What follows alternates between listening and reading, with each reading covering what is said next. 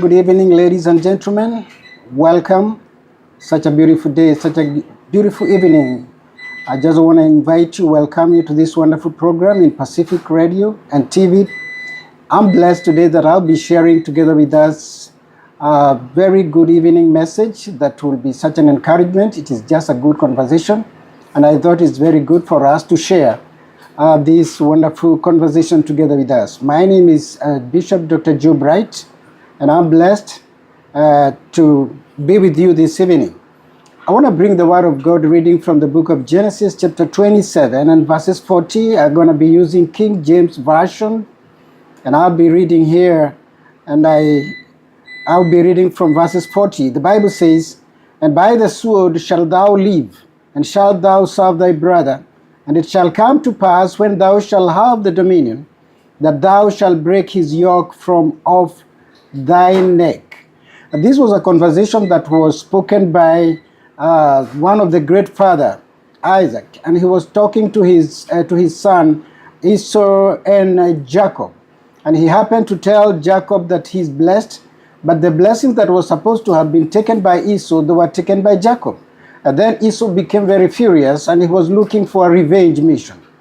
However, there was a special blessing that was left for him, though he didn't like it, but he was told that Esau, blessings has already been taken, but this one blessing that remains for you is that you shall be a slave, a servant of your brother Jacob. And you shall serve your Jacob, and you shall serve him until the day you will become restless. That was a very bad yoke of slavery, yoke of bondage that was set upon the neck of Esau. And the Bible says, but Isaac told Jacob, however, even though thou shalt be a slave to your brother, there is an option. But this is going to be upon you now. The day you will stand, arise, and become restless, you will take responsibility of your freedom. You will take responsibility of your liberty. Come on, Esau.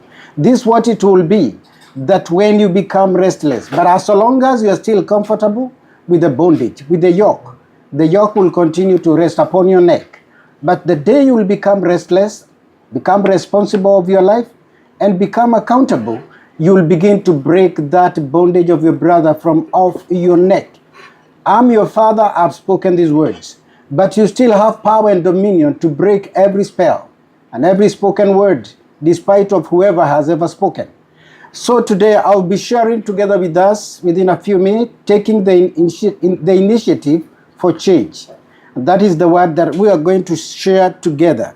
That you can become responsible of your well-being, of your life. You can take initiative for change.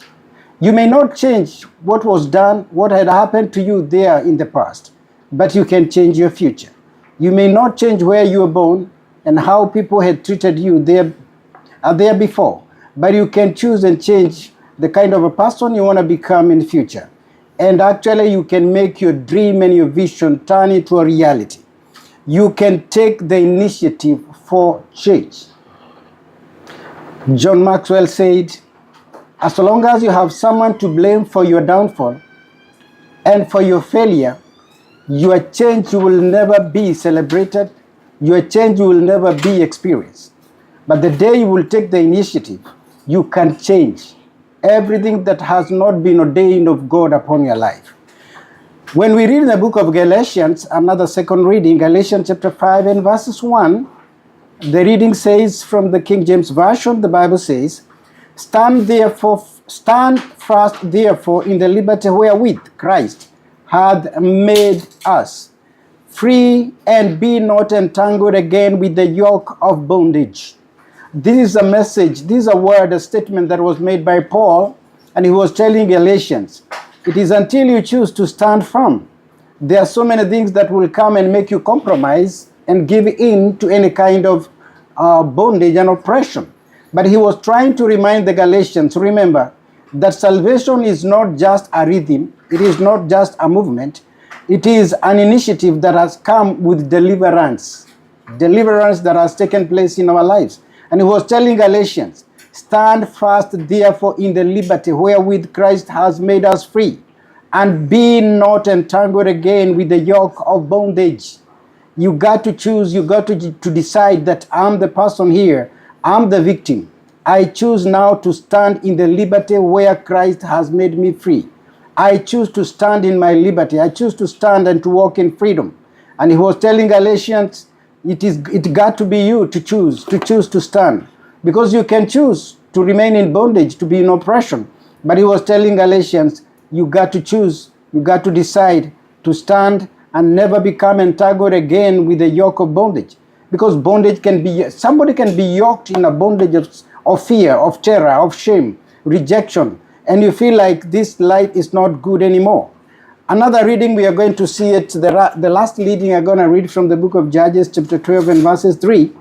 And the Bible says, Judges chapter 12 and verses 3, the Bible says, and when I saw, this is now Gideon saying, and when I saw that ye delivered me not, I put my life in my hands. That is to say, I became responsible. I take the initiative. You know, he says, I put my life in my hands and passed over against the children of Ammon, and the Lord delivered them into my hands. Wherefore then are ye come up unto me this day to fight against me too?